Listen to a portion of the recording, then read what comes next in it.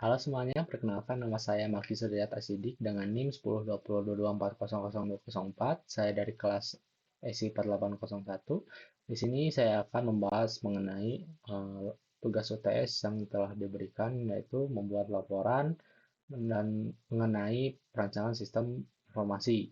Nah, perancangan sistem informasi yang akan dibahas kali ini adalah mengenai pembayaran pasien menggunakan sistem basis data. Di sini telah saya siapkan laporannya. Yang pertama adalah cover dengan disusun oleh saya sendiri, yaitu Malki. Dilanjut dengan daftar isi yang akan dimulai dengan bab 1, yaitu mengenai ERP atau Entity Relationship Diagram. Yang kedua adalah bab 2, Relationship Model. Dilanjut oleh bab 3, implementasi menggunakan DDL dan DML. Dilanjut oleh bab 4, yaitu normalisasi. Dan terakhir adalah bab 5, yaitu kesimpulan. Yang pertama adalah bab 1, yaitu ERD. Bab ERD atau Entity Relationship Diagram atau diagram hubungan entitas adalah sebuah diagram yang digunakan untuk perancangan suatu database dan menunjukkan relasi atau hubungan antar objek atau entitas beserta atribut-atributnya secara detail. Sistem database yang sedang dibentuk dapat digambarkan dengan lebih terstruktur dan terlihat rapi. Selain digunakan dalam perancangan database, ERD sendiri sering digunakan untuk debugging database jika terjadi masalah pada database. Komponen utama ERD yaitu ada 4. Yang pertama, entitas atau entity adalah objek nyata atau konsep yang memiliki data yang bisa disimpan.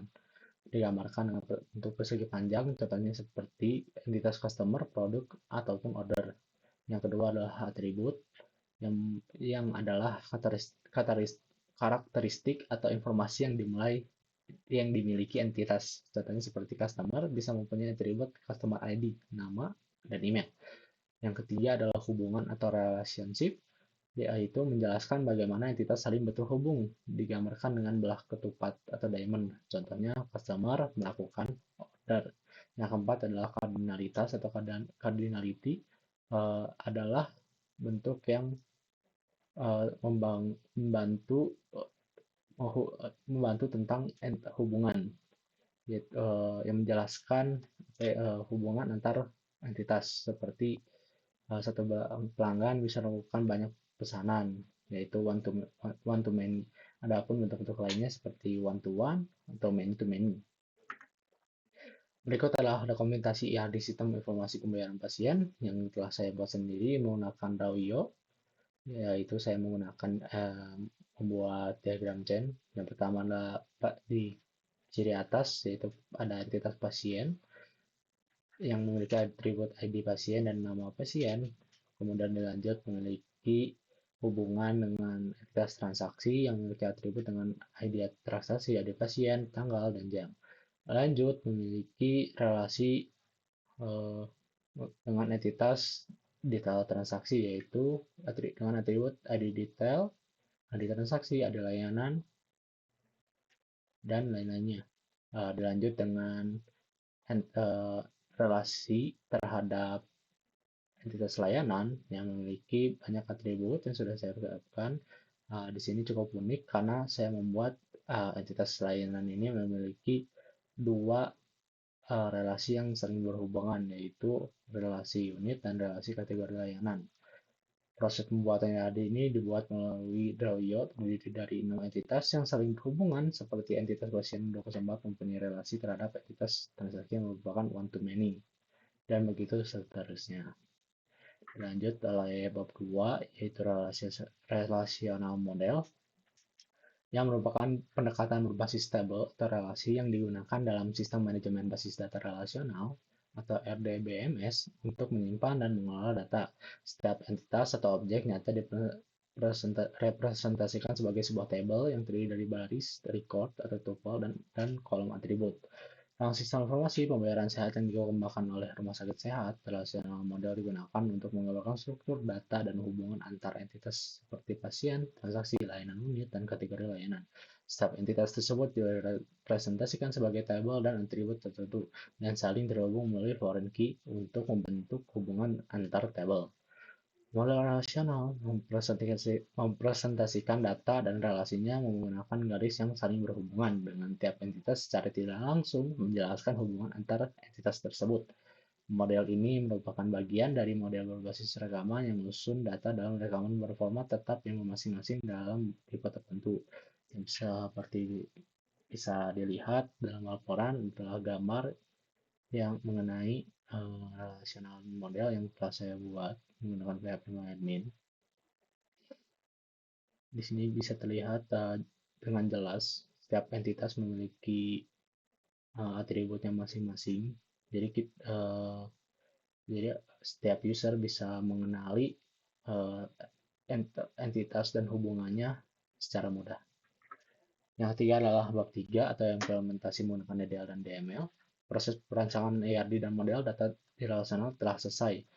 Nah, uh, selanjutnya adalah mengimplementasikan rancangan tersebut ke dalam bentuk basis data yang sesungguhnya lewat sistem basis data. Yang pertama adalah implementasi DDL, yaitu membuat rangka atau rancangan dari database tersebut yang akan memiliki beberapa tabel dan atributnya. Yang pertama adalah membuat tabel pasien, bisa dilihat, yaitu menggunakan create table pasien 204. Nah, dengan atributnya yaitu ada pasien, saya menggunakan varchar karena varchar lebih fleksibel. Dilanjut dengan menggunakan primary key. Dilanjut dengan atribut selanjutnya yaitu nama pasien, menggunakan varchar juga, dan menggunakan not null agar nama pasien tidak boleh kosong. Dilanjut membuat tabel kategori layanan, dilanjut lagi membuat tabel unit, membuat tabel layanan, dilanjut sampai membuat tabel transaksi dan membuat tabel detail transaksi. Di sini saya ada beberapa tambahan yaitu menggunakan auto increment agar ketika detailnya kosong maka akan diisi secara default yaitu mungkin satu atau dua. Lalu saya menggunakan constraint foreign key agar foreign key-nya itu aman ya dari atau kesalahdataan atau redundansi data gitu. Saya menggunakan on delete cascade dan on update cascade agar tiap table ketika ada data yang diubah akan saling terhubung juga. Nah, bisa dilihat ini adalah hasil table yang telah saya buat. Bisa dilihat semuanya berhasil. Yang kedua adalah implementasi DML, yaitu menginputkan data ke tabel pasien. Di sini saya menginputkan 6 data, yaitu dengan menginputkan 6 data di tabel pasien, yaitu P01 dengan nama Dini dan seterusnya. Bisa dilihat bahwa query ini berhasil karena bisa tampil di PHP admin. Yang kedua adalah menginput data ke tabel kategori. Sama seperti sebelumnya, bisa dilihat bahwa query ini juga berhasil. Yang ketiga adalah input data ke tabel unit, yaitu sama seperti sebelumnya, menginput data dari ID-nya dan namanya. Bisa dilihat query-nya juga berhasil. Yang keempat adalah input data ke tabel layanan. Sama seperti sebelumnya, bisa dilihat bahwa query ini berhasil, berjalan lancar. Yang kelima adalah input data tabel transaksi, sama seperti sebelumnya, lancar, query-nya tanpa ada kendala. Dan yang terakhir adalah input data ke tabel detail transaksi. Bisa dilihat input datanya berhasil, query-nya berhasil tanpa ada kendala. Dan kita memasuki bab keempat, yaitu normalisasi. Normalisasi adalah suatu teknik yang digunakan untuk membuat kumpulan entitas yang sesuai dengan karakteristik atribut entitas sehingga terbentuk entitas yang sederhana, non-redundant, fleksibel, dan mudah beradaptasi sehingga dapat dipastikan bahwa database yang dibuat berkualitas baik. Dalam proses normalisasi, tabel-tabel dalam database diatur sedemikian rupa sehingga setiap tabelnya hanya mengandung informasi yang terkait dengan suatu entitas tertentu. Normalisasi dilakukan dengan memecah tabel-tabel besar menjadi tabel-tabel yang lebih kecil sehingga mengurangi duplikasi data dan memudahkan pemeliharaan. Biasanya normalisasi dilakukan dalam skala besar dan bukan dalam skala kecil atau personal, karena pada skala besar normalisasi akan sangat membantu meminimalisir penggunaan ruang pada tabel. Selain berguna untuk menghemat ruang yang akan digunakan, normalisasi database juga dapat mempercepat proses permintaan dari data itu sendiri. Normalisasi ini sangat penting. Kenapa? Karena ketika kita membuat sebuah database dengan data yang sangat banyak, kemungkinan ada redundant data atau duplikat data itu sangat besar. Maka diperlukanlah normalisasi ini agar kita bisa menghemat ruang dari database tersebut dan juga tidak ada kesalahan data yang akan berpengaruh di kemudian hari. Nah, normalisasi ada beberapa tahapannya. Yang pertama adalah bentuk tidak normal, UNF, yang kedua adalah bentuk normal ke-1 atau 1NF, yang ketiga adalah bentuk normal kedua, yaitu 2NF, yang keempat adalah bentuk normal ketiga, yaitu 3NF.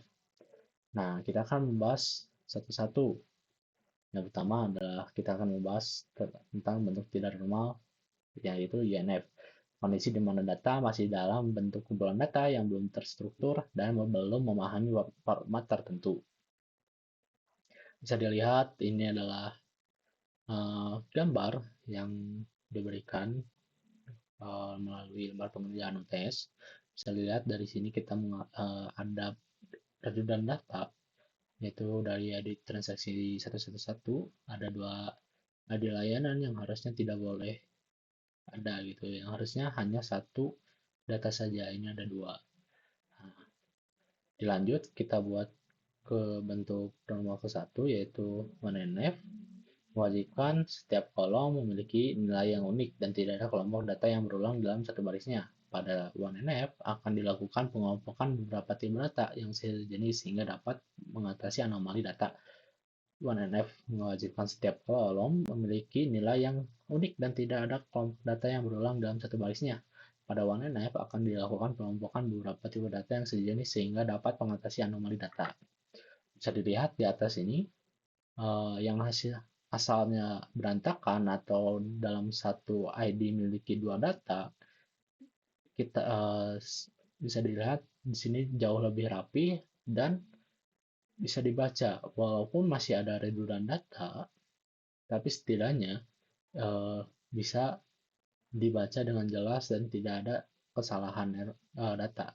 Nah, yang bentuk selanjutnya adalah bentuk normal kedua, yaitu tabel berada pada bentuk normal kedua jika sudah memenuhi aturan 1NF dan semua atribut non kunci bergantung pada primary key. Pada tingkatan ini, semua atribut yang tidak terkait langsung dengan primary key dipindahkan ke tabel lain. Mewajibkan setiap kolom dalam tabel hanya bergantung pada satu kunci primary dan tidak bergantung pada kolom lain dalam tabel. Bisa dibilang bentuk normal kedua ini adalah memisahkan yang asalnya dari satu tabel menjadi beberapa tabel. Bisa dilihat di sini menjadi 4 tabel, yaitu tabel pasien, tabel transaksi, tabel layanan, dan tabel detail transaksi. Ya, bisa dilihat tabel pasien hanya berisi mengenai ID pasien dan nama pasiennya saja. Jika bisa dilihat dari bentuk normal ke-1, bisa kita lihat perbedaan jauhnya. Jadi kita bentuk normal kedua ini hanya bergantung pada primary key-nya masing-masing. Nah, yang tabel transaksi bisa dilihat hanya berisi dari ID transaksi, ID pasien, dan waktu transaksi. Begitu juga tabel layanan yang berisi ID layanan, nama layanan, dan biaya layanan. Dan tidak ada data-data dari tabel lain yang kurang berhubungan gitu, walaupun saling berhubungan. Nah, yang terakhir adalah tabel detail transaksi yang hanya berisi ID transaksi, ID layanan, dan jumlah, dan total. Nah, kita lanjut ke bentuk normal terakhir, yaitu bentuk normal ketiga atau 3NF. Untuk normal ketiga, mewajibkan setiap kolom dalam tabel hanya bergantung pada satu kunci primer dan tidak bergantung pada kolom lain yang bukan kunci dalam tabel. 3NF akan memisahkan atribut yang tidak bergantungan dengan langsung dengan kunci primer, tetapi bergantungan atribut non-key lainnya. Nah, bisa kita lihat, kurang lebih bentuk normal kedua dan ketiga ini sama, tapi ada beberapa yang berbeda. Bisa dilihat di sini hanya tabel detail transaksi yang tidak memiliki data total dari layanannya ya, karena tidak bergantung pada kolom lain yang bukan kunci dalam tabel. Nah, kurang lebih sama tabel pasien berisi mengenai ID pasien, nama pasien, begitu juga tabel transaksi, ada transaksi gitu ya, dan lain-lainnya. Nah, yang terakhir adalah bab kelima, yaitu kesimpulan. Perancangan sistem pembayaran pasien ini dibuat untuk mencatat data-data pasien yang ingin melakukan suatu pembayaran di suatu rumah sakit tertentu, dengan menganalisis apa saja data yang akan dibutuhkan oleh pihak rumah sakit dan pasien. Sistem ini dirancang untuk mencatat berbagai jenis layanan seperti obat, rawat inap, operasi, dan lain-lain, serta kategori dan unit sesuai dengan data yang dibutuhkan. Hal yang pertama dilakukan adalah merancang IRD yang menggambarkan 6 entitas yang berbeda. Kemudian IRD tersebut diubah menjadi hubungan yang siap digunakan dalam sistem. Lalu dibuatkan relasional datanya agar dapat dipahami dengan mudah. Relasi antara entitas yang dimudahkan dalam membangun sistem. Selanjutnya dibuatlah struktur DDL dan DML yang dimana DDL merupakan angka interpolasi dari database untuk menyiapkan tiap entitas yang akan saling berhubungan setiap tabel unit. Lalu dibuatkan DML yang mana merupakan data atau isi dari tiap entitas, yang data atau isi tersebut juga sangat terpengaruh dari entitas lain. Dan terakhir adalah proses normalisasi yang dilakukan untuk membuat struktur tabel yang efektif dan mengurangi redundansi data, dimulai dengan memperbaiki bentuk tidak normal menuju ke bentuk normal yang berlanjut ke bentuk normal ke-1, normal kedua, hingga ke-3. Normalisasi membuat basis data lebih ringkas, mudah dikelola, dan fleksibel terhadap perubahan di masa mendatang. Mungkin itu saja yang bisa saya jelaskan. Mohon maaf jika ada kurang atau salah. Terima kasih. Assalamualaikum warahmatullahi wabarakatuh.